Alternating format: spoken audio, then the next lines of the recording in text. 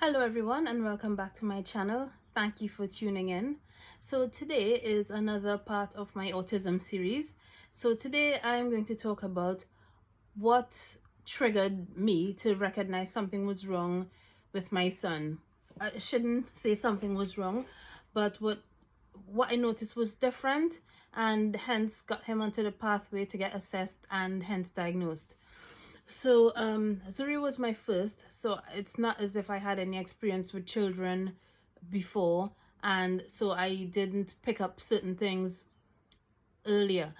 But he didn't really have any interaction with lots of kids before a certain age, probably 18 months. He was more or less on his own, and I just thought he was, really clever.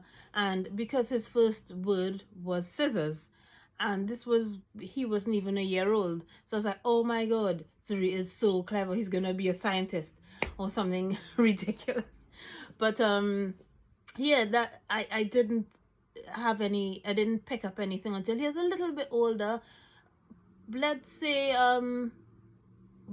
when he started interacting with other children, or not, is when I noticed something was really wrong. So let's start. So number one, the first red flag I noticed was his lack of interest in interacting with his peers. So we attended a children's center twice a week for about an hour and a half, kind of locally, and Zuri literally ignored all the children. Even if they approached him to make social contact, he literally ignored them as if they were not even there.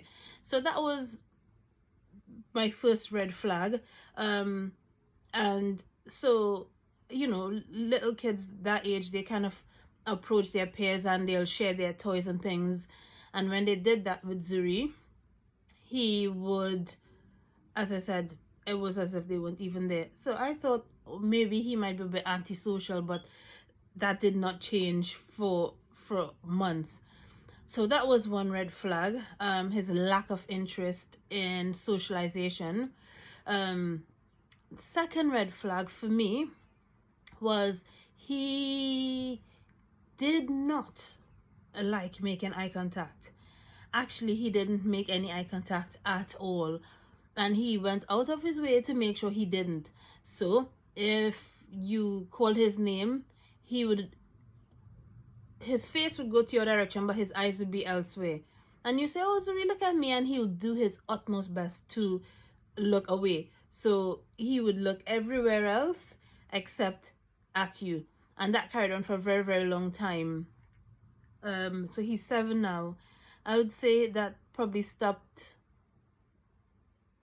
when he was 5. So, right, that was my second red flag. Third red flag was he didn't say anything. Well, I shouldn't say didn't say anything. He wasn't able to communicate effectively. So he'd say random things.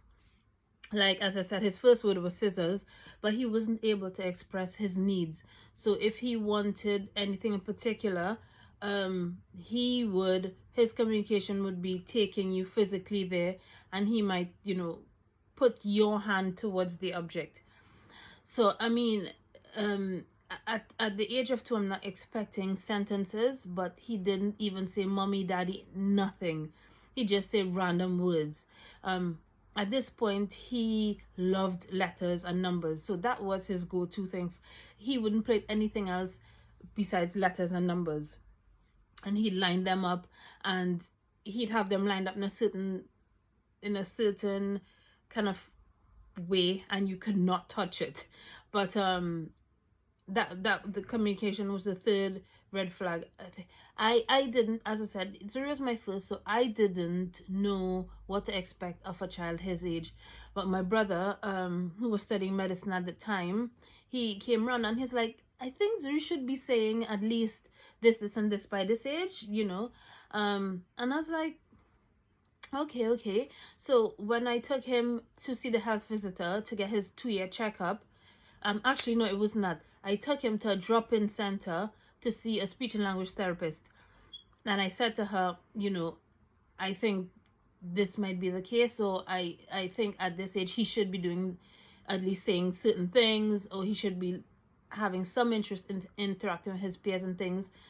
And that is where it started. So at he was 2 years old. I got the speech and language therapist to put him on the referral list to check to see if he had autism, and that is how the process got started from that point. I think had I not said anything, it could have gone undiagnosed for even longer. So in our look, I'll do the assessment process in another video, but in England, I think this is nationwide. I don't think there, from what I've learned through going to different conferences and doing different courses, I think nationwide in England it takes about 2 years. I'm not sure if it's just in Berkshire, but it takes about 2 years once you go on the government or the public healthcare pathway to get diagnosed.